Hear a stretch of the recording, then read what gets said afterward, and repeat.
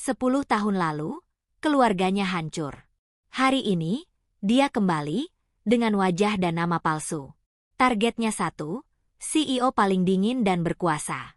Dia berniat membuatnya jatuh cinta, lalu menghancurkan hidupnya tanpa sisa. Namun saat kebenaran terbuka, ternyata mereka sama-sama korban, dan cinta ini adalah kesalahan terbesar. Langit Jakarta sore itu berwarna jingga kemerahan, memantulkan sinarnya yang keemasan pada dinding kaca gedung pencakar langit Raharja Group.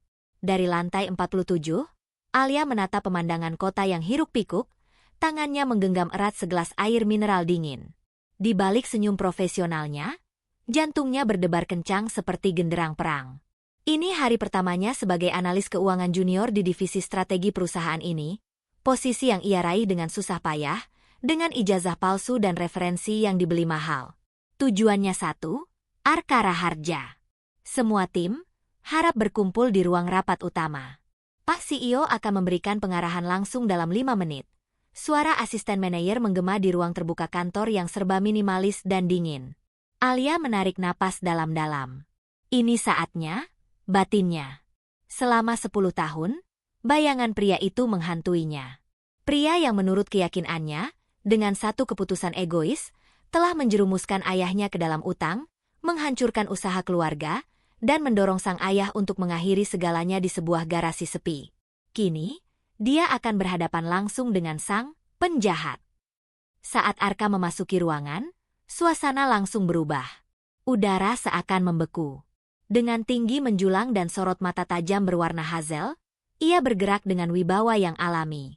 Jas Armani hitamnya duduk sempurna di tubuhnya. Suaranya, saat menyapa, dalam dan beresonansi, namun sama sekali tak hangat. Kinerja kuartal ini di bawah ekspektasi. Saya tidak tertarik pada alasan. Saya hanya ingin solusi. Yang efisien, yang brutal, dan yang menghasilkan. Ujarnya, matanya menyapu setiap wajah di ruangan itu, seolah menilai dan mengukur.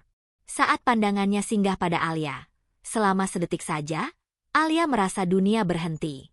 Ada sesuatu di kedalaman matanya, bayangan kesedihan, atau mungkin kelelahan, yang tidak ia duga. Bukan mata seorang monster tanpa hati. Tapi ia segera mengusir pikiran itu. Itu pasti tipuannya. Topeng seorang psikopat yang terampil. Setelah rapat, saat Alia sedang mengambil kopi di pantry, Arka tiba-tiba muncul di sampingnya. Kamu, analis baru, katanya, membuat Alia nyaris menumpahkan cangkirnya. Bagus, Pak Arka. Terima kasih. Jawab Alia, berusaha tenang. Laporan awalmu tentang proyek merger PT Surya Kencana. Analisis risikonya tajam. Tidak biasa untuk level junior. Arka memandangnya dengan tajam. Tapi ada satu angka yang kurang akurat di halaman 8. Periksa lagi. Dia pergi begitu saja, meninggalkan Alia yang terdiam. Jantungnya berdegup kencang, bukan karena takut, tapi karena amarah. Dia begitu percaya diri, begitu mengontrol. Aku akan hancurkan itu semua. Aku akan membuatnya merasakan kehilangan yang sama seperti yang ayahku rasakan. Malam itu, di apartemen kecilnya, Alia menatap foto lama ayah dan ibunya. Matanya berkaca-kaca, tetapi air mata itu tidak jatuh. Sudah lama ia tidak menangis. Air matanya telah berubah menjadi bara api dendam. Bersabarlah, ayah. Dia akan membayarnya. Dengan caraku sendiri. 2 minggu berlalu, Alia dengan sengaja mencari celah untuk berada di orbit Arka. Ia mengajukan diri mengerjakan laporan-laporan kompleks, bekerja lembur saat yang lain pulang, dan selalu memiliki solusi yang tepat sebelum masalah itu disadari orang lain. Usahanya tidak sia-sia. Nama, Alia Wijaya, mulai dikenal sebagai talenta yang cemerlang dan tekun. Suatu malam, ketika hujan deras membasahi Jakarta, Alia masih berada di kantor, mempersiapkan presentasi untuk rapat esok hari. Hampir seluruh lantai sudah gelap dan sepi. Hanya cahaya dari biliknya dan lampu dari ruang direksi yang masih menyala. Dari balik kaca ruangannya, dia melihat siluet Arka masih bekerja di belakang meja besarnya. Ini kesempatan, pikirnya. Dengan hati-hati, Ia mengambil 2 cangkir kopi dari pantry dan berjalan menuju ruang direksi. Ia mengetuk pintu dengan 3 ketukan pasti. Masuk. Suara Arka terdengar datar. Alia membuka pintu. Maaf mengganggu, Pak. Saya lihat Anda masih lembur. Saya membuat kopi. Mungkin Anda butuh ini. Ia menempatkan cangkir di atas meja dengan senyum yang pas, tidak terlalu manis, tidak terlalu kaku. Arka mengangkat pandangannya dari laptop. Wajahnya tampak letih, garis-garis keras di sekitar mata dan mulutnya terlihat lebih dalam di bawah cahaya lampu meja. Ia memandang Alia, lalu ke cangkir kopi. Kamu masih di sini? Sudah lewat pukul 10.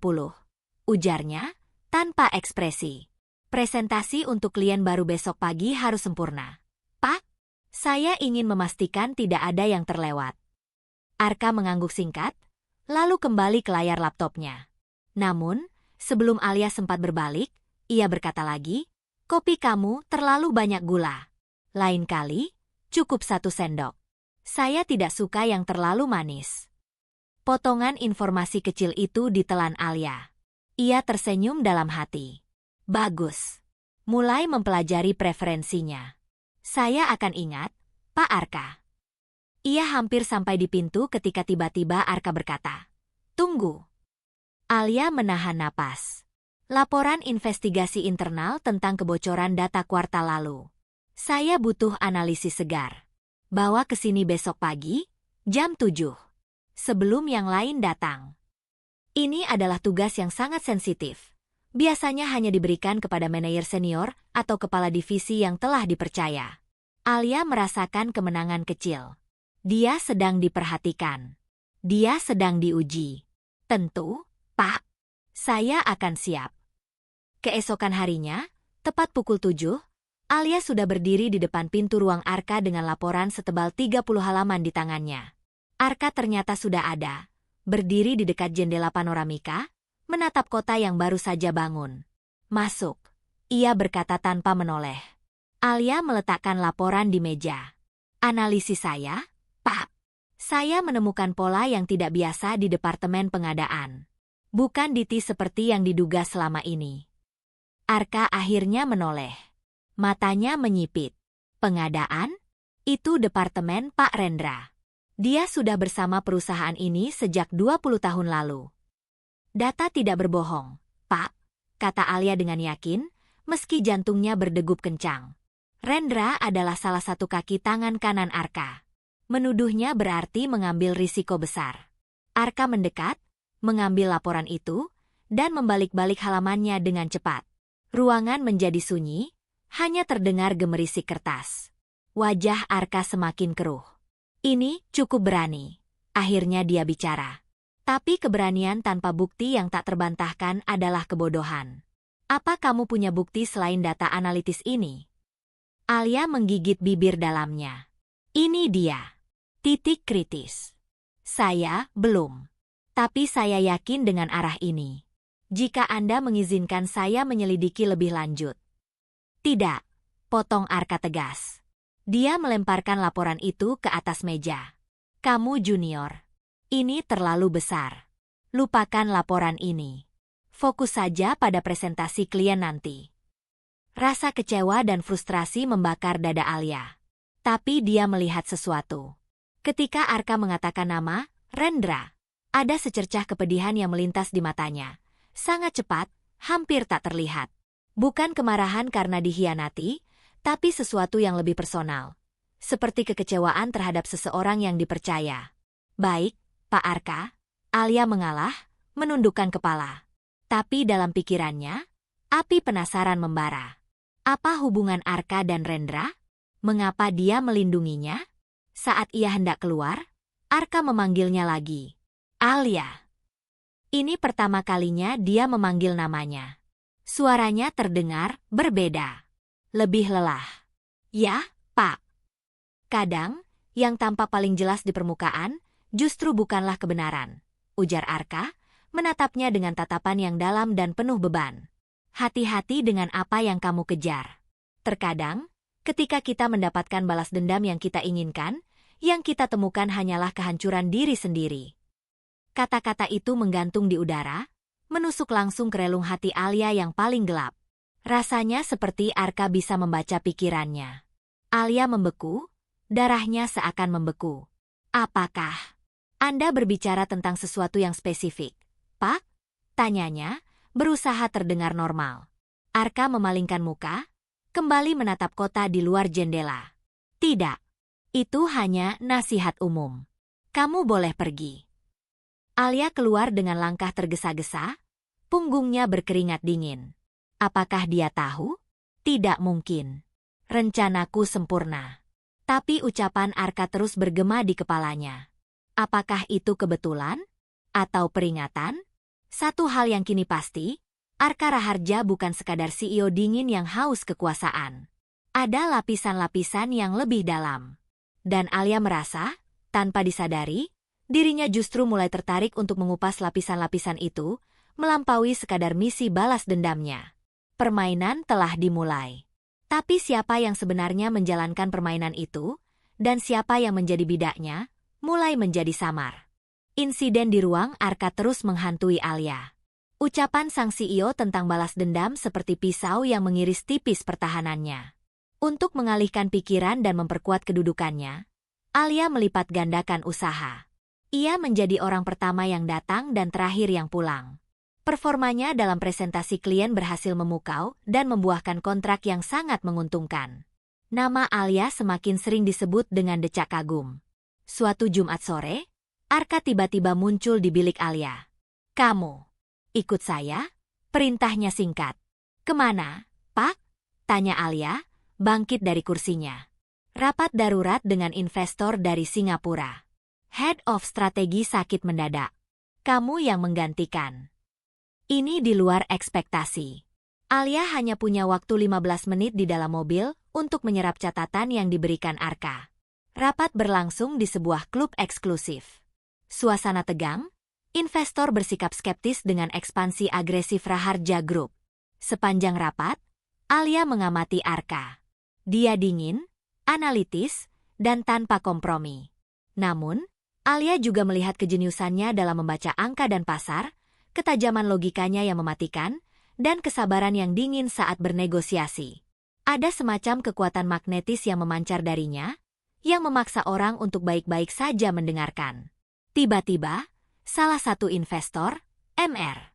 Tan, mengajukan pertanyaan kritis tentang keputusan akuisisi perusahaan kecil 10 tahun lalu yang sempat menimbulkan gejolak. Bukankah keputusan itu dianggap gegabah, Pak Arka? Banyak yang mengatakan itu hanya ego untuk melibas pesaing kecil. Wajah Arka berubah. Sangat halus.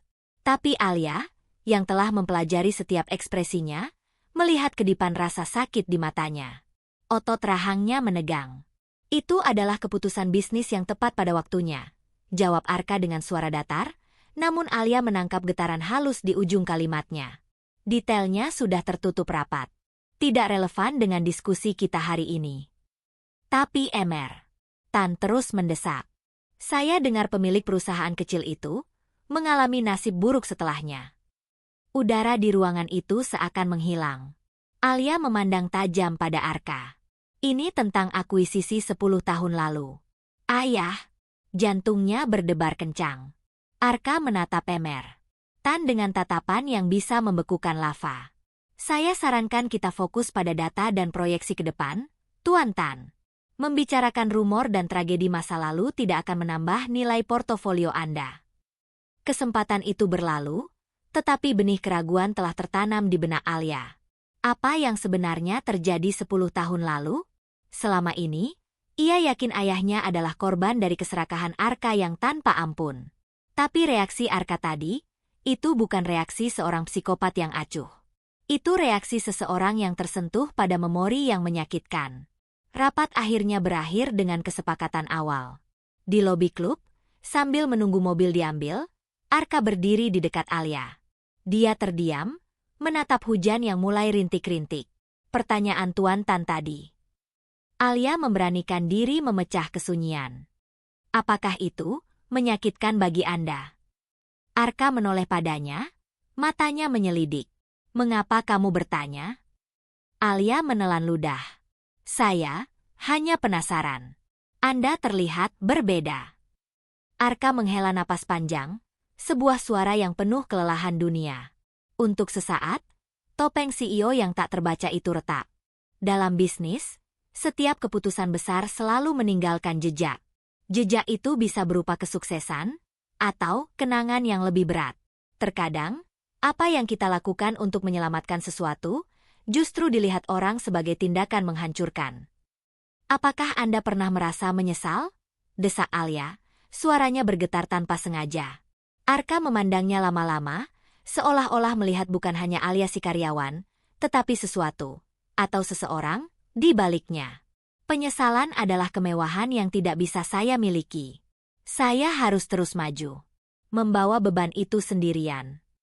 Dia berhenti sejenak. Kamu mengingatkan saya pada seseorang. Alia merasa nafasnya tertahan. Siapa? Seseorang yang sangat idealis. Percaya pada kebaikan. Dan akhirnya hancur karena dunia ini tidak seindah yang dia kira. Suara Arka terdengar sangat jauh, hampir seperti bisikan. Dia tidak akan menyukai pria seperti saya sekarang. Mobil hitam Mercedes sudah menunggu. Arka mengangguk pada Alia. Pulang. Istirahat. Kamu bekerja dengan baik hari ini. Saat mobil Arka menghilang di tikungan, Alia masih terdiri di bawah atap lobi, tubuhnya gemetar. Percakapan itu mengacaukan pikirannya. Ayahnya adalah seorang idealis. Ayahnya percaya pada kebaikan. Dan ayahnya hancur. Apakah ayahku adalah seseorang yang dia maksud? Tidak. Mustahil. Arka adalah musuhnya. Tapi semakin dia memikirkannya, semakin banyak pertanyaan yang muncul. Mengapa Arka menyimpan kenangan tentang seseorang yang idealis?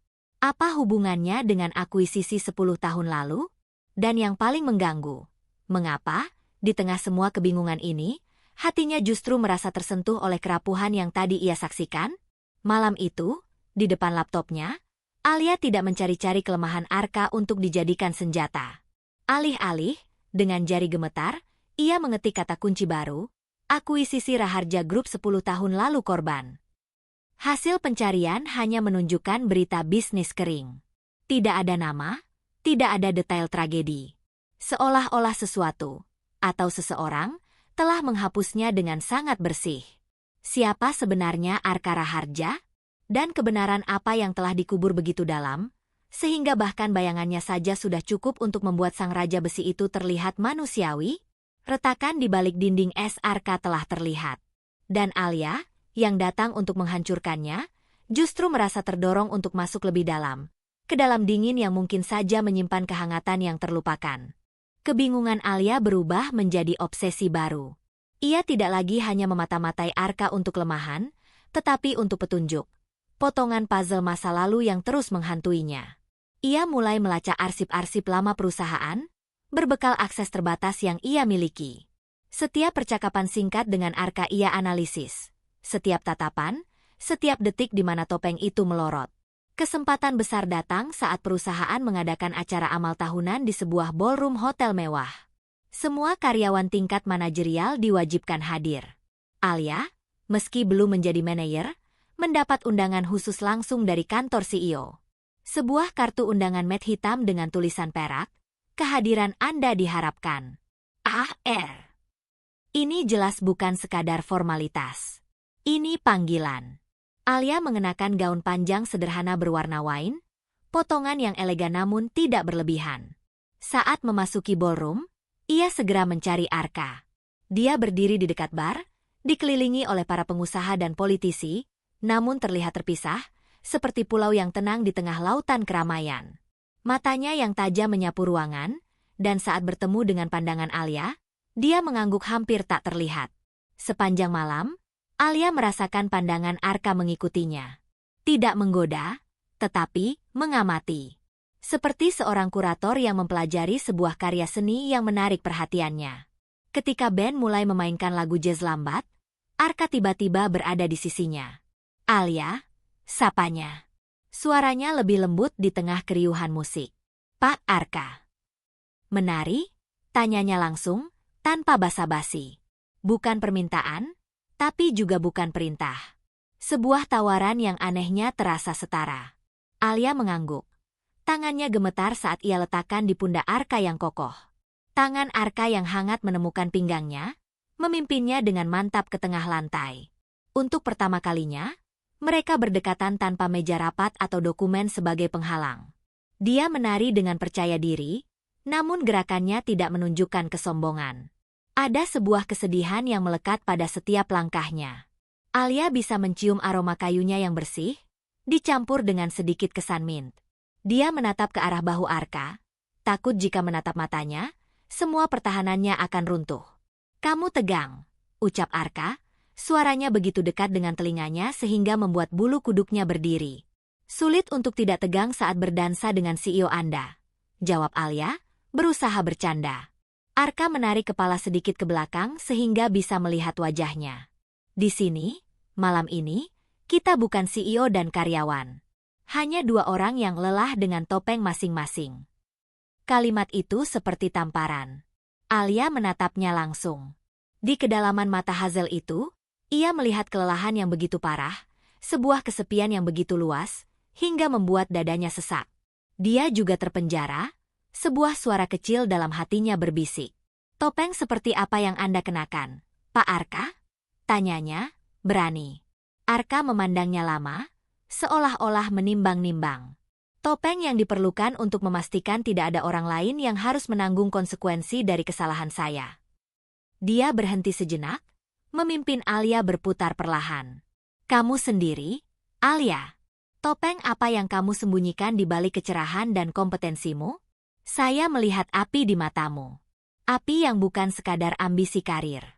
Itu, api yang lebih tua. Lebih kelam." Alia hampir tersandung. Arka dengan kuat menahannya. "Hati-hati," bisiknya. "Apa yang membuat Anda berpikir begitu?" tanya Alia, suaranya hampir bergetar. "Karena saya mengenali api itu," jawab Arka, suaranya tiba-tiba sangat berat. "Saya melihatnya di cermin setiap hari." Musik berakhir. Mereka berhenti, namun masih berdiri berdekatan, tangan masih terhubung sejenak sebelum akhirnya terlepas.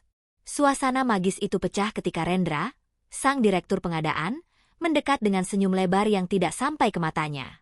"Arka, ada beberapa orang penting yang ingin bertemu Anda." "Maaf mengganggu tarian indah Anda," ujarnya, matanya menyapu Alia dengan pandangan merendahkan. Arka mengangguk pada Rendra. Ekspresinya kembali menjadi dingin dan tak terbaca. "Terima kasih untuk tariannya, Alia," ucapnya formal, sebelum berbalik dan dibawa pergi oleh Rendra. Tapi sebelum pergi, dia menoleh sekali lagi. Pandangan yang dia lemparkan pada Alia penuh dengan peringatan yang tak terucapkan. Hati-hati dengan Rendra. Malam itu, di kamar hotelnya, karena acara berlangsung hingga larut dan Arka telah memesan kamar untuk semua karyawan yang hadir, Alia tidak bisa tidur. Ia berdiri di balkon, menatap langit kota yang tak pernah gelap benar. Sentuhan Arka masih terasa di pinggangnya. Kata-katanya masih bergema di telinganya.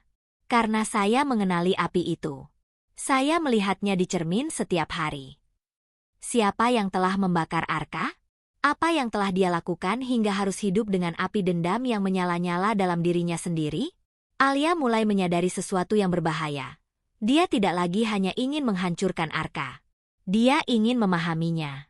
Dan dalam dunia permainan bahaya yang ia ciptakan sendiri, memahami musuh adalah langkah pertama menuju kehancuran atau penebusan. Pekan-pekan setelah acara amal, hubungan kerja mereka berubah. Ada keakraban yang tak terucapkan. Arka lebih sering memanggil Alia ke ruangannya, bukan hanya untuk urusan bisnis besar, tetapi juga untuk meminta pendapatnya tentang hal-hal yang tampaknya sepele. Desain logo untuk yayasan sosial perusahaan, pemilihan menu untuk jamuan makan siang klien. Seolah-olah dia menghargai perspektif Alia bukan hanya sebagai profesional, tetapi sebagai manusia. Suatu sore, Arka memintanya menemani menghadiri pembukaan pameran seni kontemporer sebagai bagian dari hubungan masyarakat perusahaan. Di dalam mobil yang meluncur mulus, Arka tiba-tiba berbicara. "Kamu tidak pernah bertanya tentang keluarga saya atau kehidupan pribadi saya," ujarnya, menatap jalanan di luar jendela. "Anda juga tidak pernah bertanya tentang saya, Pak," balas Alia hati-hati. "Karena saya tahu kamu akan berbohong. kata Arka dengan tenang, memalingkan wajahnya untuk menatapnya. Sama seperti saya. Darah Alia membeku. Apa maksud Anda? Alia Wijaya. Lulusan Universitas Trisakti dengan predikat cum laude. Orang tua tinggal di Bandung. Riwayat kerja bersih.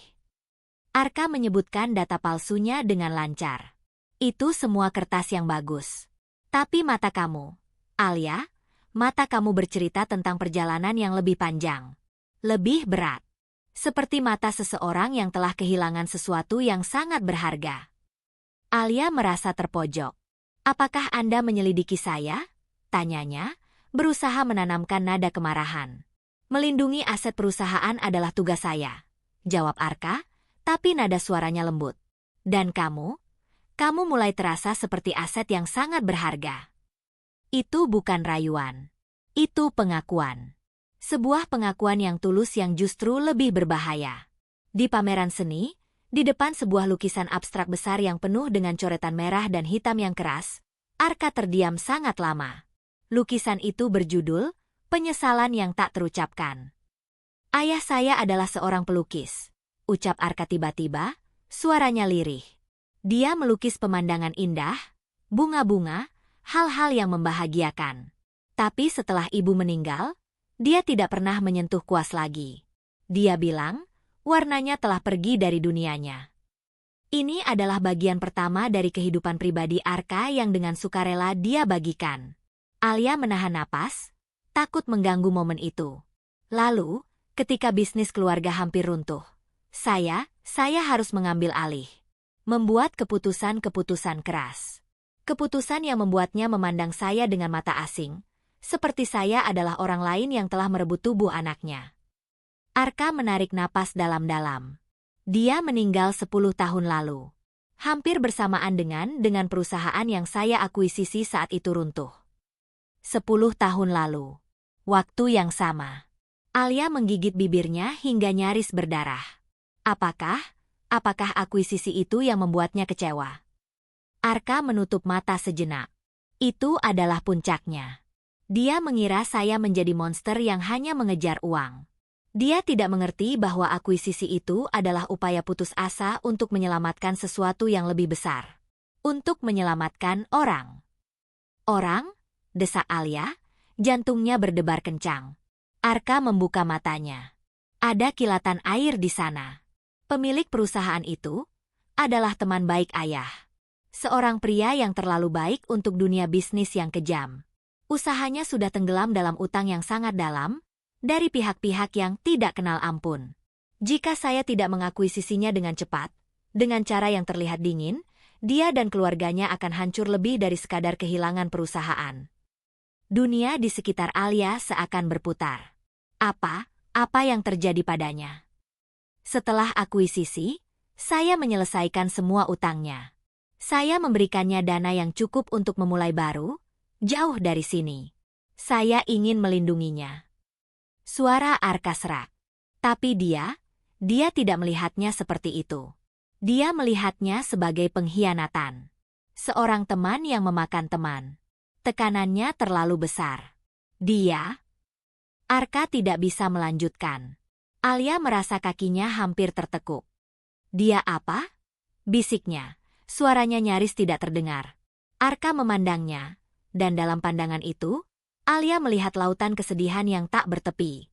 Dia mengambil jalan pintas. Dan itu adalah kegagalan terbesar dalam hidup saya. Saya pikir saya bisa menyelamatkan semuanya, tapi yang saya lakukan justru mendorong orang yang ingin saya lindungi ke tepi jurang. Kebenaran itu menghantam Alia seperti palu godam. Selama ini, dia membenci pria yang dianggapnya sebagai pembunuh ayahnya. Tapi kisah yang baru saja didengarnya menggambarkan seseorang yang mencoba menjadi penyelamat, namun justru dilihat sebagai algojo. Ayah, apakah ini yang sebenarnya terjadi? Apakah Anda salah paham? Tapi ingatannya tentang ayahnya yang hancur, surat wasiatnya yang penuh kepahitan tentang pengkhianat bernama Arka, tidak bisa begitu saja dihapus. Apakah Anda menyesali cara Anda melakukannya? Tanya Alia, air matanya sendiri sudah menumpuk di pinggiran mata. Setiap hari, jawab Arka dengan tegas. Saya memilih efisiensi dan kekerasan agar terlihat kuat di depan kreditur-kreditur kejamnya. Saya tidak memikirkan perasaannya. Itu kesalahan fatal. Dan saya menanggung akibatnya setiap hari, dengan mengasingkan diri, memastikan tidak ada orang lain yang bisa dekat dengan saya untuk terluka lagi. Dia menatap Alia, dan untuk pertama kalinya, tidak ada dinding di antara mereka. Hanya dua orang yang terluka. Sampai kamu datang. Dengan apimu yang membara. Kamu membuat saya lupa bahwa saya seharusnya tetap jauh. Pulang dari pameran itu, Alia hancur. Pondasi dendamnya, keyakinan bahwa Arka adalah monster, retak dengan hebat. Dia telah melihat ke dalam jiwa pria itu dan menemukan bukan monster, tetapi seorang manusia yang terluka, yang menanggung rasa bersalah yang mungkin sama besarnya dengan rasa sakitnya sendiri. Siapa yang harus dipercayainya? Ingatan akan ayahnya yang sekarat? Atau pengakuan penuh penyesalan dari pria yang dituduhnya? Malam itu, di laci rahasia kamarnya, Alia mengeluarkan foto lama ayahnya. "Ayah," bisiknya sambil menangis. "Apa yang sebenarnya terjadi? Tolong, beri saya tanda." Tidak ada jawaban. Hanya senyum ayahnya yang tetap hangat dan abadi di dalam foto, sebuah kebenaran yang kini terasa seperti teka-teki yang belum terpecahkan. Kekacauan batin Alia mulai mempengaruhi kinerjanya. Beberapa kali dalam rapat, pikirannya melayang, dan Arka yang selalu waspada pasti akan menangkapnya. Pandangannya menjadi pertanyaan yang tak terucapkan, penuh kekhawatiran. Rendra, sang direktur pengadaan, mulai menunjukkan taringnya. Dia merasa terancam dengan kedekatan Alia dan Arka. Suatu pagi, dia menyergap Alia di pantry. "Kariermu melesat cepat." "Ya, Non Alia, luar biasa untuk seorang pendatang baru," sindirnya, sambil menyeduh kopi. "Saya hanya berusaha melakukan pekerjaan saya sebaik mungkin, Pak Rendra," jawab Alia dengan sopan namun dingin. "Benarkah?" Rendra mendekat, suaranya rendah dan berbahaya. "Atau ada agenda lain? Saya perhatikan kamu sangat tertarik pada masa lalu perusahaan, khususnya yang terjadi 10 tahun lalu." Alia berusaha tetap tenang. Sebagai analis strategis, memahami sejarah perusahaan adalah hal yang wajar. Sejarah itu berbahaya. Sayang, bisa melukai orang yang tidak hati-hati. Rendra menatapnya tajam. "Saya mengenal Arka lebih lama dari siapapun. Dia bukan pria yang bisa dimanipulasi dengan wajah cantik dan air mata buaya. Jika kamu sedang merencanakan sesuatu, berhentilah. Untuk kebaikanmu sendiri." "Ini peringatan, Pak Rendra?" tanya Alia, menantang. "Ini nasihat dari seorang senior. Arka Raharja memiliki rahasia yang bahkan saya tidak sepenuhnya tahu. Dan orang-orang yang mencoba mengorek-ngorek rahasia itu, cenderung menghilang." Dengan senyum tipis yang mengerikan, Rendra pergi, meninggalkan Alia dengan perasaan ngeri. Peringatan Rendra justru membuatnya semakin nekat. Jika ada orang yang ingin menutupi sesuatu, pasti ada sesuatu yang sangat besar untuk ditutupi. Malam itu, dengan menggunakan kredensial digital tingkat tinggi yang secara tidak sengaja ia lihat saat membantu IT, dan ia catat dengan diam-diam, Alia menyusup ke arsip server lama perusahaan. Dia mencari semua dokumen tentang akuisisi 10 tahun lalu. Kebanyakan dokumen telah dihapus atau dikunci dengan enkripsi yang tidak bisa dia pecahkan. Tapi satu folder tersembunyi menarik perhatiannya. Folder itu diberi nama kode, Proyek Phoenix. Di dalamnya, ada scan surat-surat tulisan tangan. Surat pertama adalah dari ayahnya. Tangannya gemetar saat membaca. "Untuk Arka. Aku tahu kau berpikir ini yang terbaik. Tapi mengambil perusahaanku, membuatku merasa seperti bangkai yang dipatuk oleh burung nasar. Persahabatan kita, kenangan bersama ayah kita. Apakah semuanya hanya dusta untuk menunggu saat yang tepat melahap? Aku tidak bisa menerima belas kasihanmu. Aku lebih memilih kehancuran yang jujur daripada penyelamatan yang penuh penghinaan. Jangan cari aku lagi. Aku sudah mati untukmu." Alia menangis terseduh-seduh. Surat itu membenarkan kebencian ayahnya. Tapi surat berikutnya, yang ditulis oleh Arka dan tidak pernah dikirim, membuatnya terpana. "Paman Hasan, aku menulis ini meski tahu kau takkan mau membacanya. Aku bukan burung nasar. Kreditur yang menghantuimu adalah orang-orang berbahaya, terkait sindikat. Jika mereka yang mengambil perusahaanku, kau dan keluarga akan benar-benar lenyap. Aku harus terlihat seperti musuh agar mereka tidak mencurigai. Uang di rekening baru itu cukup untuk kalian memulai hidup di luar negeri. Nona Sari dan Alia kecil, lindungi mereka. Lupakan Indonesia. Lupakan aku. Ini satu-satunya cara. Anakmu yang selalu. Arka. Alia kecil. Nama itu menggema di kepalanya seperti lonceng kematian. Arka tahu tentang dia. Arka mengenal keluarganya. Dia bahkan memanggil ayahnya, Paman. Selama ini, dia berpikir Arka adalah pesaing bisnis yang kejam. Tapi kenyataannya mereka seperti keluarga. Dia menggali lebih dalam. Ada laporan investigasi pribadi yang dilakukan Arka tentang kreditur ayahnya.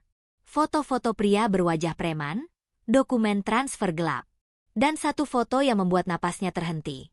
Foto seorang gadis kecil berusia sekitar 12 tahun, sedang bermain di halaman rumah lama mereka. Itu adalah foto dirinya. Di balik foto itu tertulis, Alia harus terlindungi. Bagian dari janji pada Paman Hasan. Janji? Janji apa? Kebisingan di luar apartemennya menyadarkannya. Ada suara langkah kaki di koridor. Cepat, dia menutup semua dokumen, menghapus jejak login. Saat dia mematikan laptop, ponselnya berdering. Nomor tak dikenal. Sudah cukup, Alia. Suara di seberang sana parau, namun dikenali. Itu adalah suara Rendra. Saya tahu kamu sedang mengakses server. Keluar dari apartemenmu sekarang. Ada orang yang dikirim untuk membersihkan. Apa Anda mengancam saya? Suara Alia gemetar. Saya mencoba menyelamatkanmu. Arka memiliki musuh yang juga mengawasinya. Dan mereka sekarang mengawasimu. Keluar.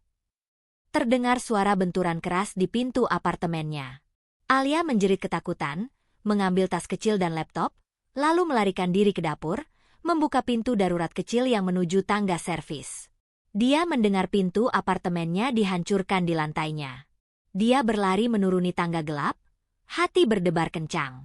Di tengah pelariannya, dengan naluri bertahan hidup, dia menekan nomor satu-satunya yang terpikir. Telepon tersambung setelah 2 kali berdering. Arka. Suara di seberang tenang.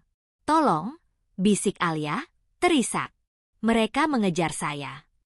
Di mana kamu? Suara Arka tiba-tiba tegang, penuh kewaspadaan. Tangga servis. Apartemen Green Park. Pergi ke lantai dasar, keluar dari pintu belakang. Ada mobil hitam dengan plat berakhiran 17. Masuk saja. Sekarang, perintah Arka dengan suara yang tidak bisa ditolak. Alia berlari sekuat tenaga. Di bawah, seperti yang dijanjikan, ada mobil hitam dengan mesin menyala. Pengemudinya seorang pria besar yang mengangguk cepat padanya. Begitu Alia melompat masuk, mobil itu melesat pergi.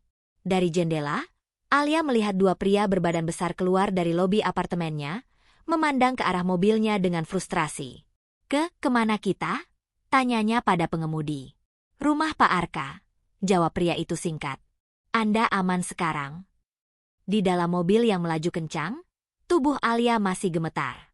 Tapi yang lebih mengerikan dari ketakutan fisik adalah badai di dalam kepalanya. Surat-surat, foto, janji, pengakuan Arka. Semuanya bertabrakan. Siapa sebenarnya Arka Raharja? Penyebab kehancuran keluarganya? Atau orang yang berusaha menyelamatkan mereka? Dan yang paling penting, apakah Arka tahu bahwa Alia Wijaya yang berada di dekatnya selama ini sebenarnya adalah Alia, gadis kecil dalam foto itu, yang datang untuk membalas dendam? Klimaks telah dimulai. Dan kebenaran yang selama ini ia cari, kini seperti pedang bermata dua yang siap menghunus siapapun yang mendekat, termasuk dirinya sendiri. Mobil itu memasuki kawasan hunian elit yang sangat tertutup, melewati gerbang besi tinggi yang terbuka dengan scan wajah sang pengemudi. Rumah Arka bukanlah rumah megah bergaya istana, tetapi sebuah villa modern minimalis dengan dinding kaca yang luas, menyatu dengan taman hijau yang rimbun dan kolam renang infinity yang memantulkan cahaya bulan. Terlihat elegan, namun sunyi. Sangat sunyi.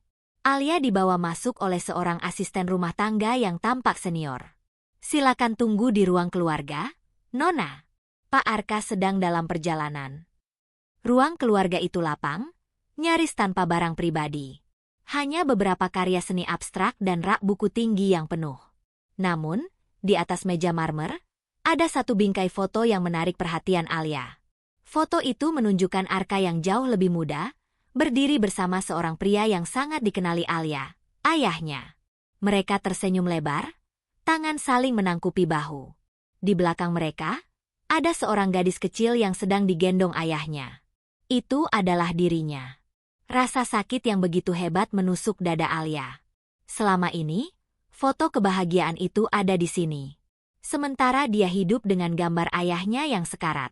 Suara langkah kaki cepat terdengar dari pintu masuk. Arka muncul, wajahnya pucat, matanya mengkilap dengan kepanikan yang tak biasa. Dia masih mengenakan jas kantor, dasinya sedikit longgar. Begitu melihat Alia, dia langsung mendekat.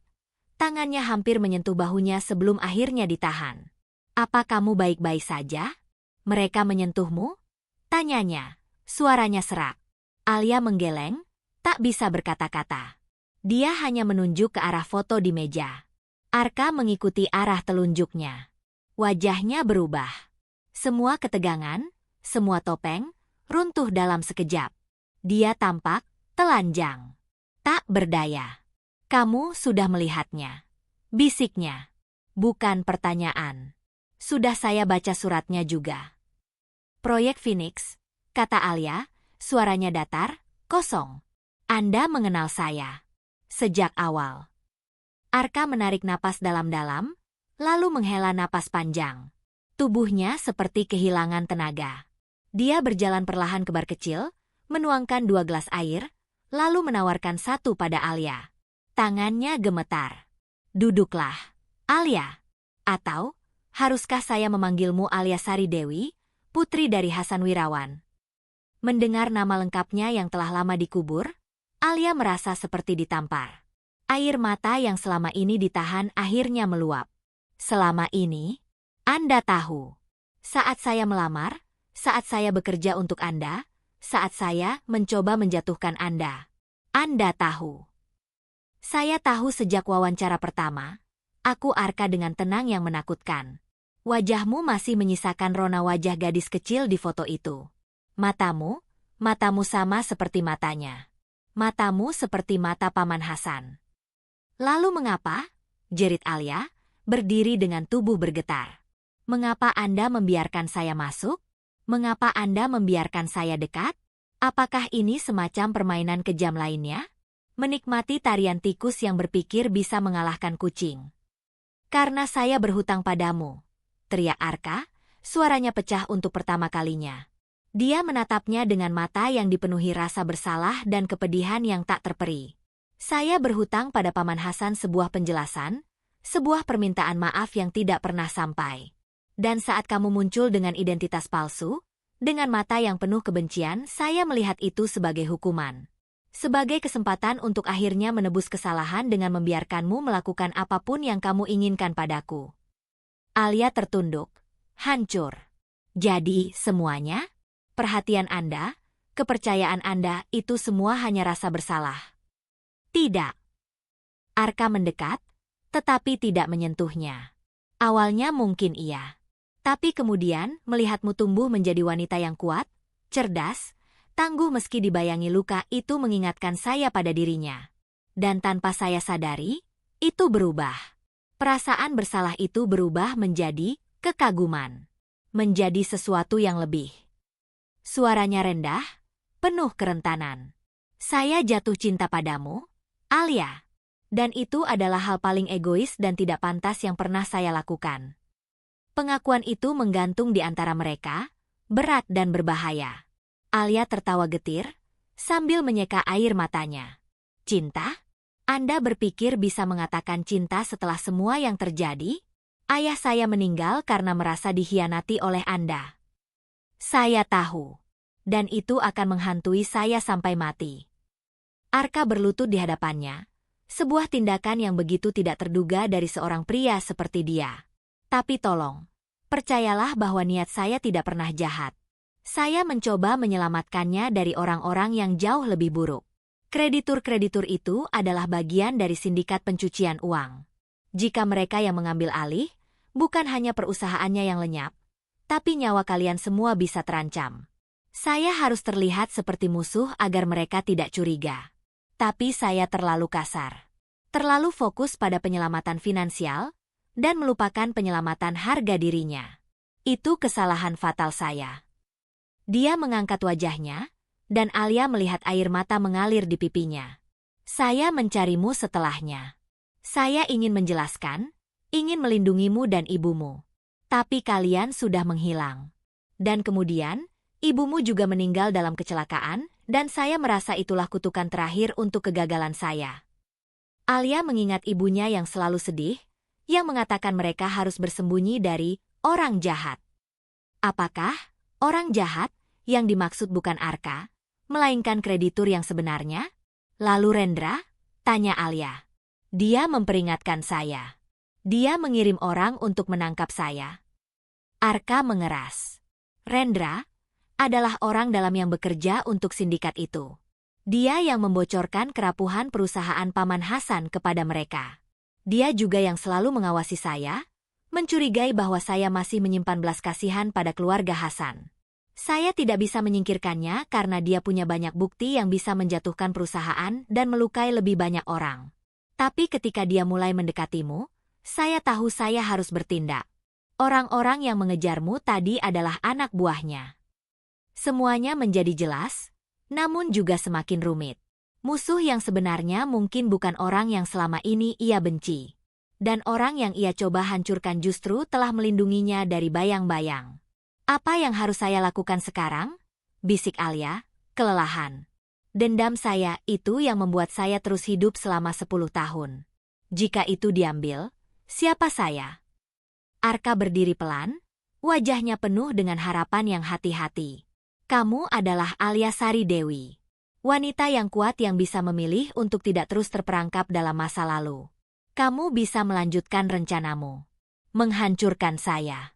Saya akan menerimanya. Atau dia berhenti, napasnya berat. Atau kamu bisa memilih untuk menghentikan siklus ini. Bisa memilih untuk percaya. Meskipun itu tidak pada saya. Percaya bahwa tidak semua yang terlihat hitam adalah hitam. Dia mengulurkan tangannya, bukan untuk menyentuh, tetapi sebagai sebuah tawaran. Sebuah pilihan. Di luar dinding kaca, langit mulai terang, menandakan fajar akan segera tiba. Malam yang penuh teror dan pengakuan akan segera berakhir. Alia menatap tangan itu, lalu menatap wajah Arka yang hancur namun penuh ketulusan. Di dalam hatinya, dua kekuatan tarik-menarik. Api dendam yang telah membakarnya selama ini, dan sebuah benih kecil yang aneh. Benih keinginan untuk berdamai, untuk akhirnya beristirahat. Pilihan itu ada di tangannya. Dan untuk pertama kalinya dalam hidupnya, pilihan itu terasa sangat berat. Karena sekarang dia tahu bahwa apapun yang dipilih, akan ada konsekuensi yang tidak hanya menghancurkan dirinya atau Arka, tetapi juga kemungkinan masa depan yang belum terlihat. Fajar mulai menyingsing, mencoret-coret langit Jakarta dengan warna jingga dan merah muda yang lembut. Cahaya itu merambat masuk melalui dinding kaca, menyinari dua sosok yang masih terpaku dalam ruangan itu, seperti patung yang mewakili sebuah persimpangan jalan hidup. Alia belum menjawab. Tangannya sendiri gemetar di pangkuannya. Dia melihat tangan Arka yang masih terulur, sebuah jembatan yang rapuh menuju sebuah kemungkinan yang tak pernah ia bayangkan. Pengampunan. Jika saya memilih untuk percaya, ucap Alia akhirnya, suaranya serak. Apa yang terjadi selanjutnya? Apakah kita bisa berpura-pura tidak ada yang terjadi? Atau apakah Anda berpikir saya bisa begitu saja melupakan bahwa ayah saya meninggal dengan menyebut nama Anda sebagai pengkhianat? Arka perlahan menurunkan tangannya, namun tidak melepaskan kontak mata. Saya tidak meminta kamu untuk melupakan, Alia. Itu tidak mungkin, dan itu tidak adil. Yang saya minta adalah kesempatan untuk menunjukkan kebenaran yang utuh. Dan setelah itu, kamu bebas memutuskan. Jika kamu memutuskan untuk pergi, untuk melapor ke polisi, atau untuk menghancurkan saya dengan cara apapun, saya tidak akan menghalangi. Dan Rendra? Sindikat itu? Tanya Alia, naluri bertahannya masih aktif. Wajah Arka berubah menjadi keras. Dingin yang berbeda. Bukan dingin yang menjauh, tapi dingin seorang prajurit yang siap bertempur. Mereka adalah urusan saya yang belum selesai. Selama ini saya mengumpulkan bukti, menunggu saat yang tepat untuk menyerang tanpa membuat mereka menyebar seperti kecoa dan menyakiti orang lain. Kehadiranmu mempersulit segalanya. Mereka mengira kamu adalah titik lemah saya. Apakah saya? Tanya Alia, tanpa berpikir. Arka terdiam. Jawabannya ada di matanya yang berkaca-kaca. Ya, bisiknya. Kamu adalah titik lemah saya. Dan itu adalah hal yang paling menakutkan dan paling membebaskan yang pernah saya rasakan dalam 10 tahun terakhir. Pengakuan jujur itu menusuk Alia lebih dalam daripada segala kebencian yang pernah ia rasakan. Orang yang ia kira adalah monster, justru dengan rendah hati menunjukkan kerentanannya padanya. Saya butuh waktu, kata Alia akhirnya, berbalik menatap Fajar di luar. Saya butuh bukti. Tidak hanya kata-kata dan surat. Saya butuh melihat kebenaran dengan mata kepala sendiri. Saya ingin bertemu dengan orang-orang yang terlibat saat itu. Saya ingin tahu siapa sebenarnya kreditur yang mengancam ayah saya. Arka mengangguk. Sebuah kilat harapan muncul di wajahnya. Saya akan mengatur semuanya. Ada mantan investigator kepolisian yang membantu saya. Dia memiliki semua data. Dan ada satu orang lagi. Seorang mantan akuntan ayahmu yang bersembunyi di luar negeri. Dia bersedia bicara. Dan setelah semua kebenaran terbuka, tanyanya. Kamu akan memegang kendali penuh? Alia, nasib saya ada di tanganmu. Rencana pun disusun. Alia akan tinggal sementara di rumah Arka untuk keamanan. Identitas barunya akan dibuat untuk sementara waktu. Arka akan mempercepat rencananya untuk menjebak Rendra dan mengungkap sindikat di belakangnya. Hari-hari berikutnya adalah masa-masa yang aneh. Mereka hidup di bawah satu atap, namun dipisahkan oleh lautan sejarah yang kelam. Alia mengamati Arka dari kejauhan. Dia melihat pria yang disiplin bangun sebelum subuh, yang bekerja hingga larut, tetapi juga pria yang setiap pagi menatap foto lama mereka dengan ayahnya dengan ekspresi yang hancur. Dia melihat Arka memberi makan kucing liar di taman dengan lembut. Dia mendengarnya berbicara di telepon dengan yayasan anak yatim, suaranya jauh lebih hangat daripada suara CEO yang ia kenal. Potongan-potongan itu membentuk gambar yang berbeda dari monster yang ia ciptakan dalam benaknya. Suatu malam, Alia tidak bisa tidur. Dia keluar ke taman dan menemukan Arka duduk di bangku, menatap bulan. Tidak bisa tidur? Tanyanya. Arka terkejut, lalu memberi ruang di bangku. Pikiran saya terlalu berisik. Terlalu banyak kenangan. Alia duduk, menjaga jarak yang sopan. Apa yang sebenarnya terjadi malam? Ayah meninggal? Anda tahu detailnya? Arka menunduk, tangannya mengepal. Saya mencarinya. Saya tahu dia akan pergi ke gedung lama perusahaannya yang sudah kosong. Saya sampai di sana, tapi terlambat beberapa menit. Dia sudah. Suaranya tercekat. Di tangannya ada surat untuk istri dan anak perempuannya. Dan satu baris untuk saya, maafkan cara saya. Tapi aku tidak bisa memaafkan caramu. Telinga Alia mendenging. Itu adalah kalimat yang hampir sama dengan yang ada di surat wasiat untuknya dan ibunya. Saya memanggil ambulans, mengatur segalanya agar terlihat seperti kecelakaan, untuk melindungi namanya dan keluarganya dari stigma. Itu adalah hal terakhir yang bisa saya lakukan. Arka menatapnya. Saya berjanji pada diri sendiri saat itu. Saya akan menemukan kalian, melindungi kalian, dan menghancurkan orang-orang yang mendorongnya ke tepi jurang. Dan Anda pikir dengan akuisisi yang tampak kejam, Anda melindungi kami. Saya tahu itu keputusan yang salah sekarang. Aku Arka. Saya seharusnya mencari cara lain. Melibatkannya. Tapi saat itu, saya muda, panik, dan melihat ancaman yang sangat nyata. Saya memilih efisiensi daripada empati. Dan itu adalah pelajaran paling mahal dalam hidup saya. Dia menyelimuti mereka, tapi kali ini tidak tegang. Ada sebuah kesedihan yang mereka bagi bersama. Saya tidak tahu apakah saya bisa memaafkan Anda. kata Alia dengan jujur. Tapi, saya mulai memahami Anda. Dan saya berhenti membenci Anda. Itu bukan kata-kata yang ingin didengar Arka, tapi itu adalah kemajuan. Sebuah celah kecil di tembok. Itu lebih dari cukup, bisik Arka. Keesokan harinya, investigator yang dijanjikan Arka datang. Namanya Kurniawan, mantan penyidik korupsi. Dia membawa berkas-berkas tebal. Di sana, Alia melihat nama-nama kreditur ayahnya, orang-orang dengan latar belakang preman dan politisi busuk. Dia melihat dokumen transfer dari Arka ke rekening rahasia ayahnya di luar negeri, jumlahnya cukup untuk hidup mewah.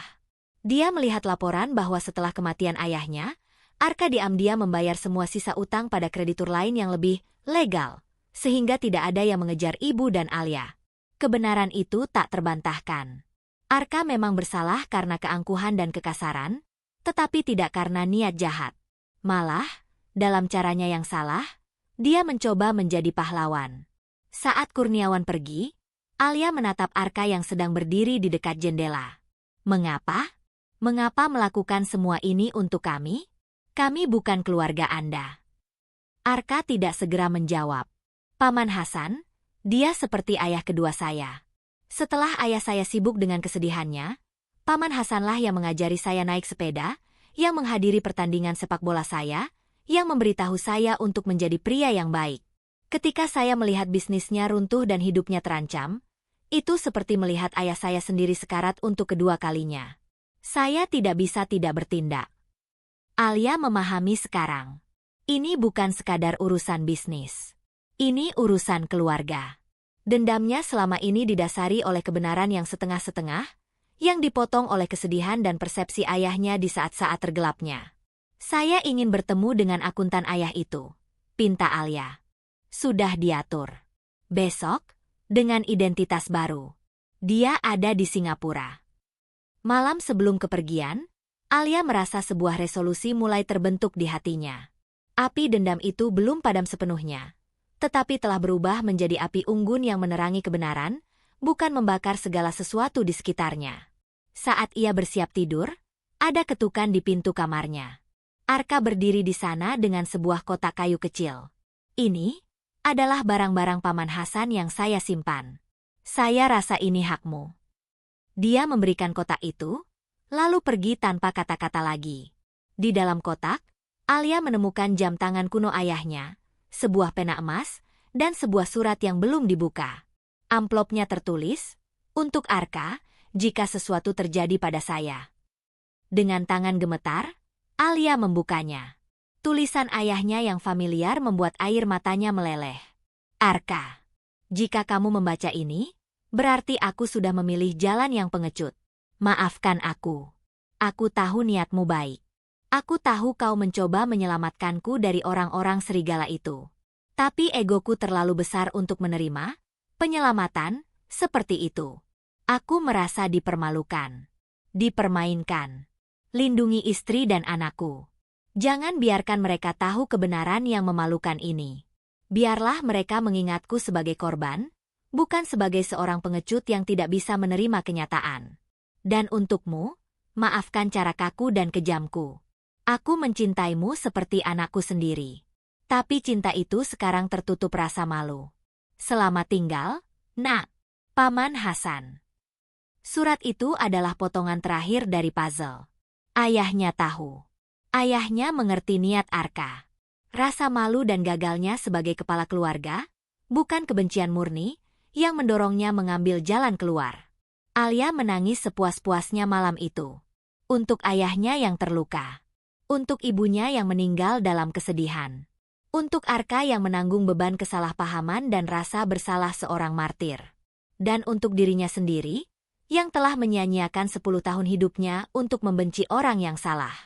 Ketika fajar menyingsing lagi, Alia bangun dengan kepastian di hatinya.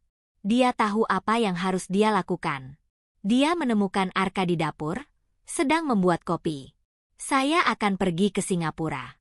Tapi setelah saya kembali, saya ingin kita mulai dari awal. Bukan sebagai Alia si pendendam dan Arka si penebus dosa. Tapi sebagai dua orang yang sama-sama terluka oleh tragedi yang sama, yang mungkin bisa saling membantu untuk sembuh. Arka memandangnya, dan di matanya, Alia melihat cahaya harapan yang mulai bersinar, rapuh namun nyata. Dia mengangguk, tak mampu berkata-kata. Pilihan telah dibuat. Bukan pilihan untuk melupakan, tetapi pilihan untuk melanjutkan hidup dengan kebenaran di tangan, dan kemungkinan pengampunan di hati. Perjalanan mereka belum selesai. Masih ada Rendra dan sindikatnya yang harus dihadapi. Masih ada luka yang perlu disembuhkan. Tapi untuk pertama kalinya dalam 1 dekade, Alia merasa beban di pundaknya sedikit lebih ringan. Dia tidak lagi memegang pisau dendam. Dia memegang kunci yang mungkin bisa membuka pintu menuju kedamaian, atau setidaknya menuju sebuah kebenaran yang bisa ia jalani tanpa kebencian. Penerbangan ke Singapura terasa seperti melintasi batas antara dua kehidupan. Di kursi business class yang disediakan Arka, Alia menatap awan-awan putih di bawah sayap pesawat. Di tas tangannya, tersimpan surat terakhir ayahnya dan foto lama mereka bertiga. Sebuah kenangan yang telah berubah maknanya secara fundamental. Arka tidak menemaninya. Itu bagian dari rencana keamanan. Kamu harus terlihat seperti traveler biasa, kata Arka, matanya penuh kekhawatiran yang tak tersembunyi. Kurniawan sudah mengatur semuanya di sana. Dia yang akan menjemput dan mengantarmu. Dia berhenti sejenak, seperti ingin mengatakan sesuatu lebih, tetapi akhirnya hanya menganggap. Berhati-hatilah. Sentuhan terakhir itu, sebuah perintah yang diucapkan dengan suara hampir berbisik, masih terngiang di telinga Alia. Setibanya di Changi, Kurniawan sudah menunggu. Pria berkacamata dengan penampilan sederhana itu membawanya ke sebuah apartemen servis di kawasan Newton. Bapak Satria sudah menunggu, kata Kurniawan sambil membuka pintu.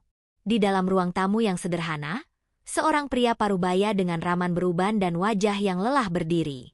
Matanya, di balik kacamatanya, membesar saat melihat Alia. Astaga! Alia, benarkah ini kamu? Suaranya bergetar. Kamu, persis seperti ibumu di usia muda. Bapak Satria? Tanya Alia, mengenali nama akuntan kepercayaan ayahnya dulu.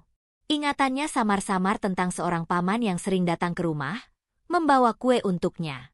Ya, sayang. Silakan duduk. Satria memandu mereka duduk. Tangannya gemetar saat menuangkan teh. Saya tidak pernah menyangka akan bertemu lagi dengan anggota keluarga Pak Hasan. Dan dalam keadaan seperti ini. Bapak tahu saya datang untuk bertanya tentang apa? Ucap Alia langsung pada intinya. Satria menghela napas panjang, seperti melepas beban yang telah dipendam selama bertahun-tahun. Ya, dan saya sudah siap. Saya sudah hidup dalam ketakutan dan penyesalan terlalu lama. Mungkin inilah saatnya kebenaran itu membebaskan saya juga. Dia mulai bercerita. Kisahnya detail, penuh dengan nama, tanggal, dan angka yang membuat gambaran masa lalu menjadi hidup dan mengerikan. Perusahaan Pak Hasan, kreasi indah, sebenarnya sangat sehat. Produk furnitur berkualitas ekspor. Tapi dia ingin berkembang cepat, membuka pabrik baru. Dan disitulah dia mulai meminjam. Awalnya dari bank, lalu ketika itu tidak cukup, dia mulai menerima tawaran dari investor pribadi. Satria menggeleng. Saya sudah memperingatkannya. Saya tunjukkan angka yang tidak masuk akal. Tapi tekanan untuk membesarkan nama, untuk memberikan yang terbaik untuk keluarganya, membuatnya buta. Investor pribadi itu siapa? Tanya Alia, meski sudah tahu jawabannya. Sebuah kelompok yang dipimpin oleh Tommy Wijaya. Preman berkedok pengusaha. Mereka punya banyak bisnis ilegal di baliknya. Pinjaman mereka berbunga tinggi, dan jika tidak bisa bayar, mereka akan mengambil alih aset dengan harga murah, lalu menjualnya dengan untung besar. Satria meminum tehnya dengan tangan gemetar. Dan mereka punya kaki tangan di dalam perusahaan-perusahaan besar. Salah satunya adalah Rendra di Raharja Group. Alia mengangguk pelan. Potongan itu mulai cocok. Ketika utang sudah menumpuk, Tommy mulai mengancam. Tidak hanya bisnis, tapi keluarga. Suatu hari, mereka mengirim foto-fotomu, Alia, yang baru pulang sekolah. Pak Hasan panik. Alia merasa dingin mengalir di tulang punggungnya. Dia tidak pernah tahu hal itu. Di titik itulah, Pak Arka, yang saat itu sudah mengambil alih Raharja Group setelah ayahnya sakit, masuk. Dia tahu situasinya karena dia masih menjaga hubungan dengan Pak Hasan. Dia menawarkan bantuan. Tapi, caranya salah. Satria memandang Alia dengan penuh penyesalan. Dia datang seperti penyelamat pahlawan, dengan tawaran akuisisi yang terlihat seperti pengambil alihan paksa. Dia pikir dengan terlihat kejam, Tommy dan kawan-kawan akan berpikir Pak Hasan sudah hancur total dan tidak akan mengejarnya lagi. Tapi dia lupa satu hal, harga diri Pak Hasan.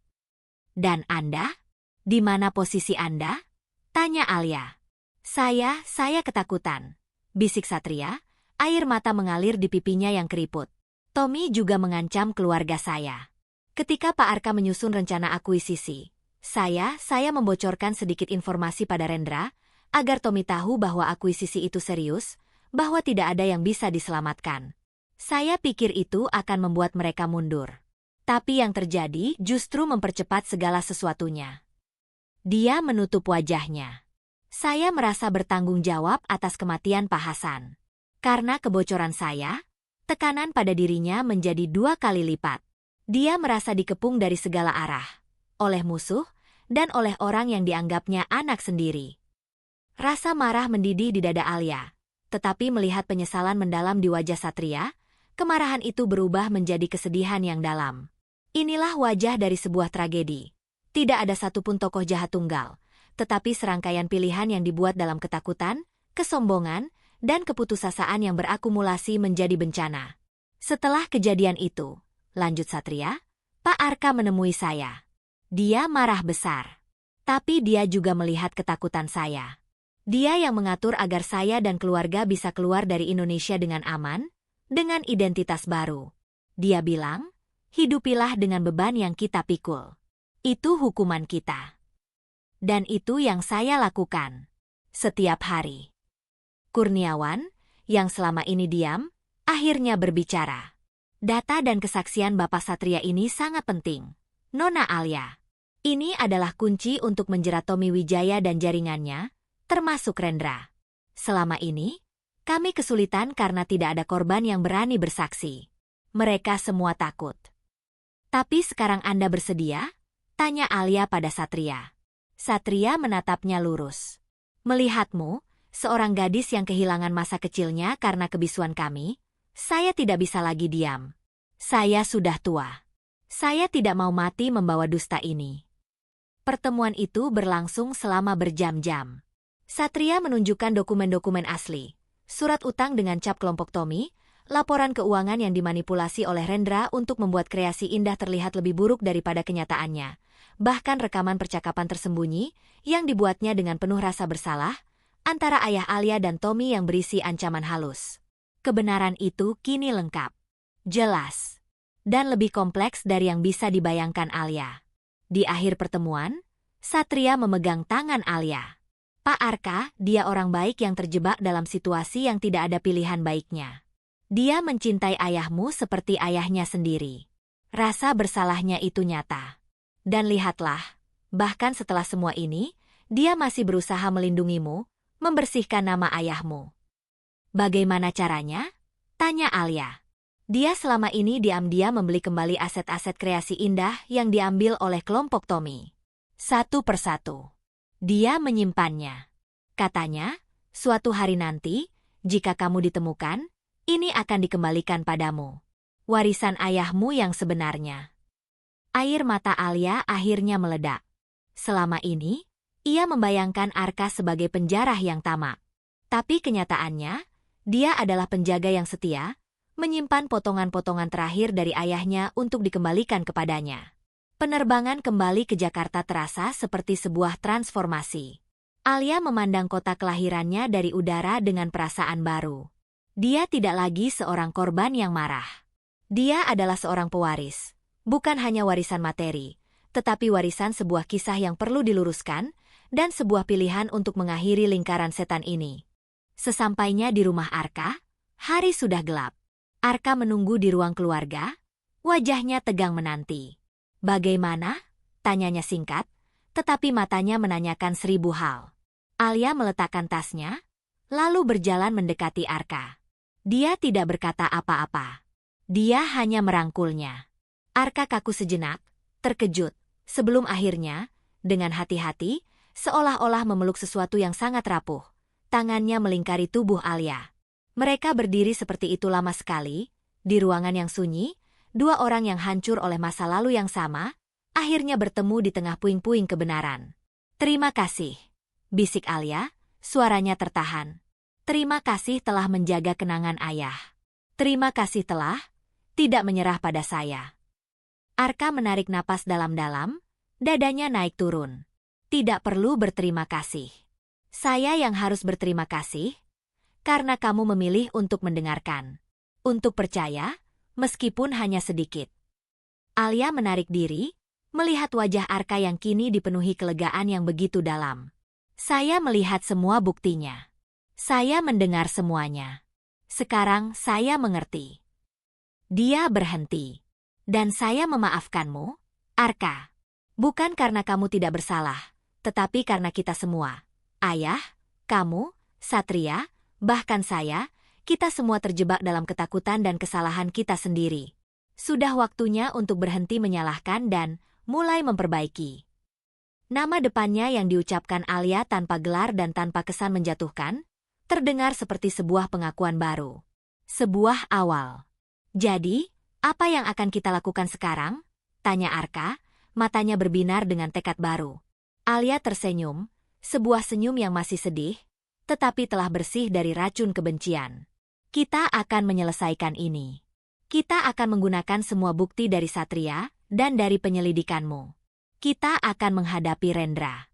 Kita akan menjatuhkan Tommy Wijaya dan sindikatnya. Bukan untuk balas dendam, tapi untuk keadilan. Agar tidak ada lagi keluarga yang hancur seperti keluarga kita." "Kita," gumam Arka, mengulangi kata itu seperti sebuah mantra indah. "Aku suka kata itu."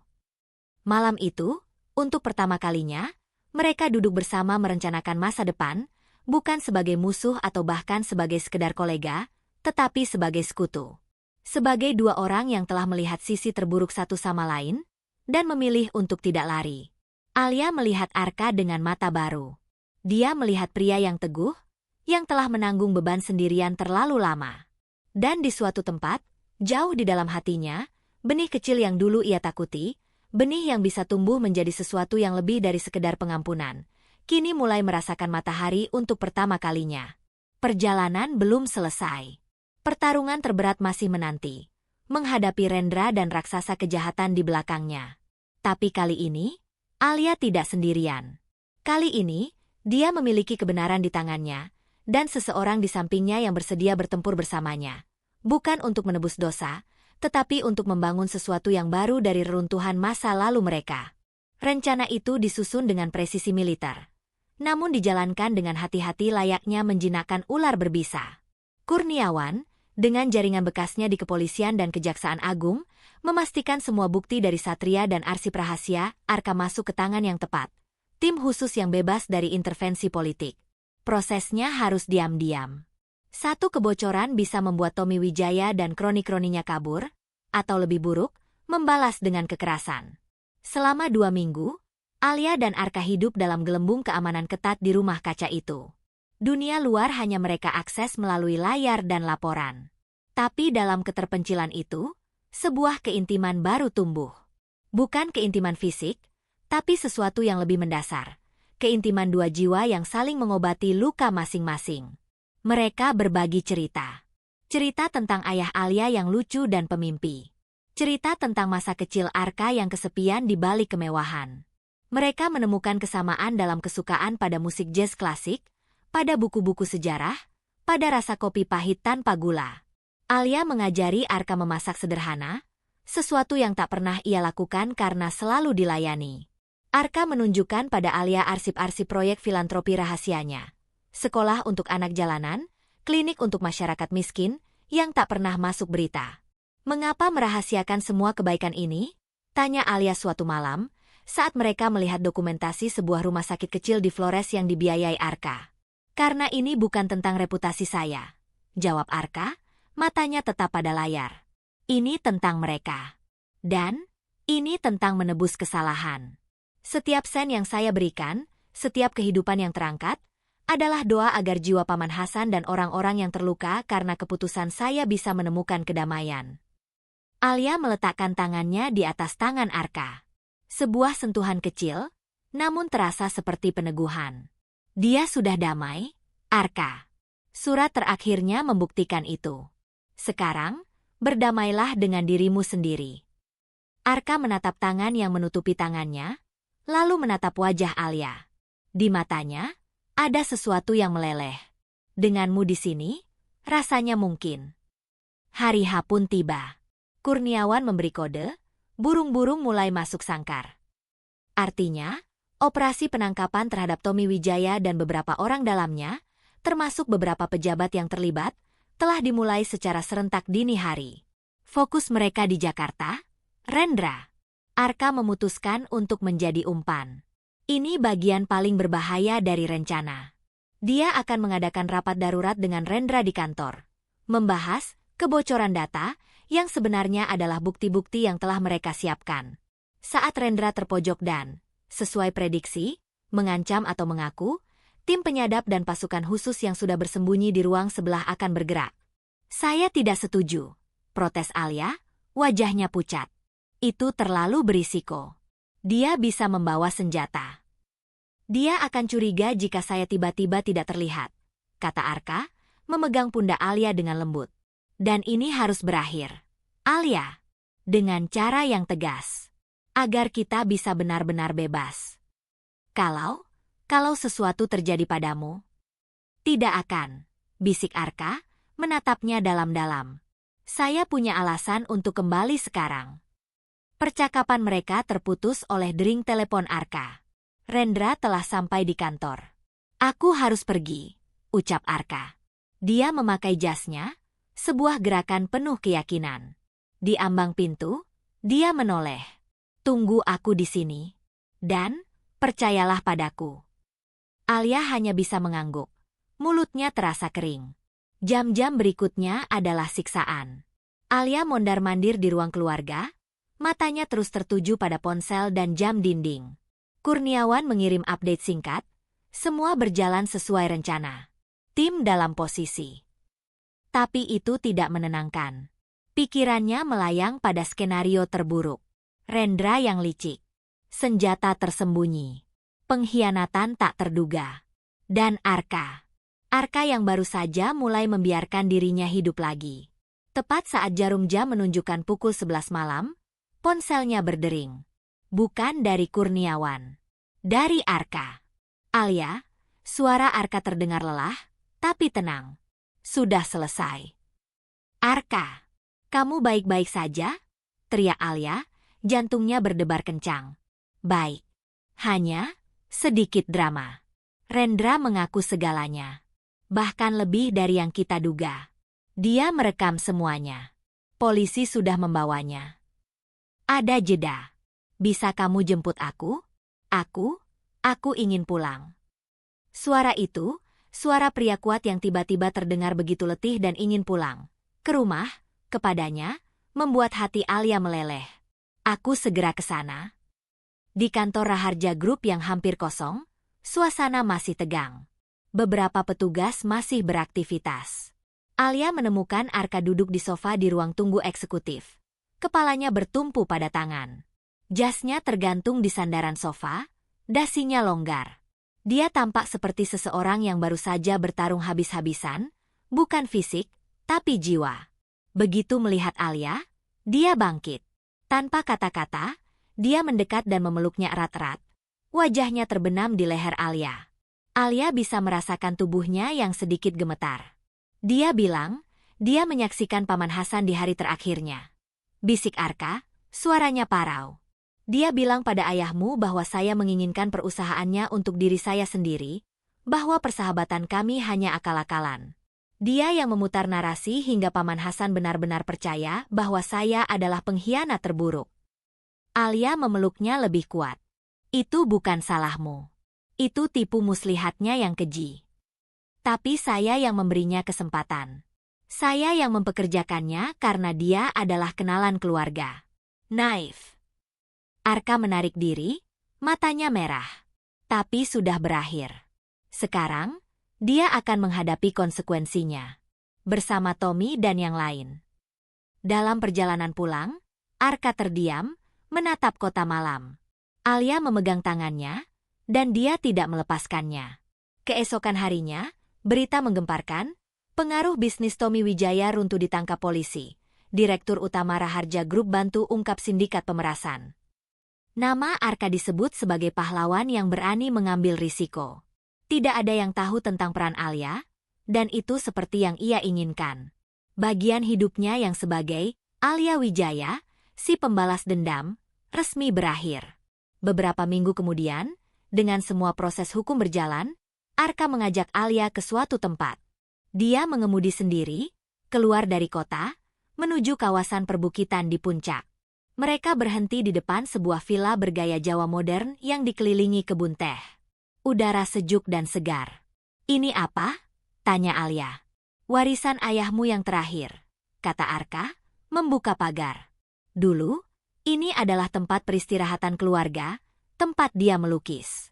Kelompok Tommy menyitanya, dan saya beli kembali bertahun-tahun lalu. Saya merenovasinya, tapi jiwa tempat ini, saya coba pertahankan." Mereka masuk. Villa itu indah namun hangat. Dan di sebuah studio khusus, terlindung kaca anti-UV, terpajang puluhan lukisan. Lukisan pemandangan, bunga, potret, dan satu potret besar yang membuat Alia tercekat. Lukisan dirinya yang masih kecil, sedang tertawa, digendong oleh ayahnya yang tersenyum bahagia. Di sudutnya, ada tanda tangan ayahnya dan tahun. "Untuk cahayaku, Alia. Hasan, 2005. Alia menangis. Air mata kebahagiaan, kerinduan, dan sebuah penutupan yang sempurna. "Tempat ini milikmu sekarang," bisik Arka di sampingnya. "Semua lukisan, semua kenangan. Kamu bisa melakukan apapun yang kamu mau. Menjadikannya museum pribadi, tempat singgah, atau rumah." Alia menatap Arka melalui bayangan air matanya. "Rumah?" Arka mengambil napas dalam-dalam. Wajahnya serius, namun penuh kerentanan yang tulus. "Alia, 10 tahun terakhir hidup saya diwarnai oleh kegelapan karena kehilangan keluargamu. Dan ketika kamu datang, awalnya seperti hukuman, tapi kemudian menjadi anugerah. Kamu tidak hanya membawa kebenaran, tapi juga cahaya kembali ke hidup saya." Dia memegang kedua tangan Alia. "Aku tidak memintamu melupakan masa lalu. Itu bagian dari kita.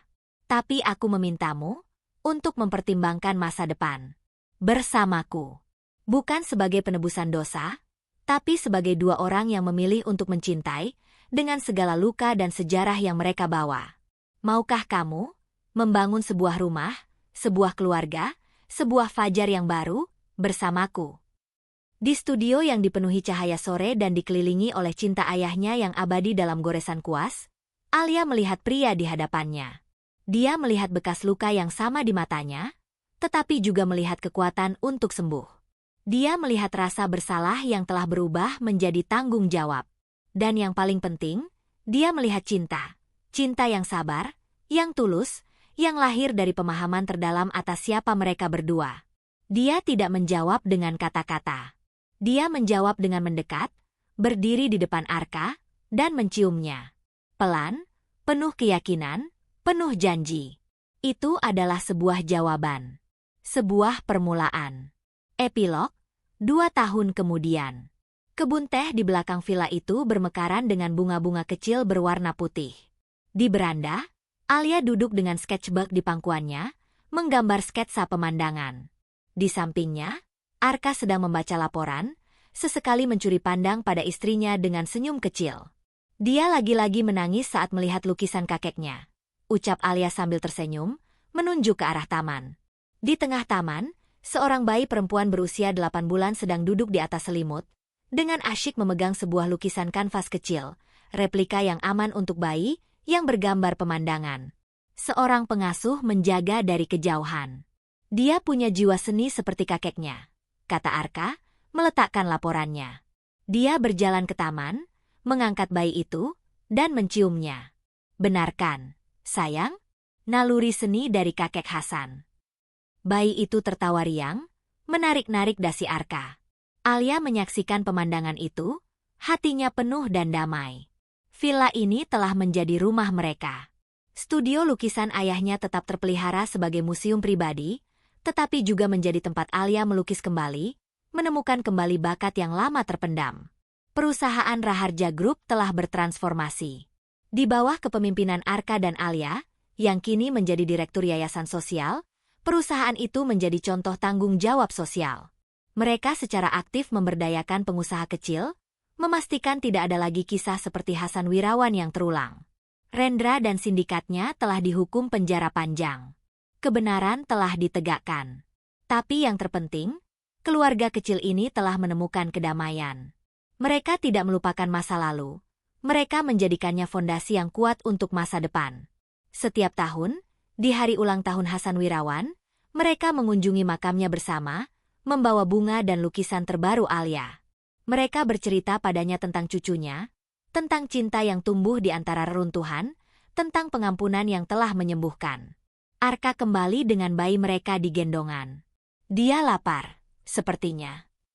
Alia menyambut bayi itu, dan untuk sesaat, mereka bertiga berdiri berpelukan, disinari matahari sore yang hangat di antara hamparan kebun teh. Dendam telah berubah menjadi pengertian. Kesedihan telah berubah menjadi cinta.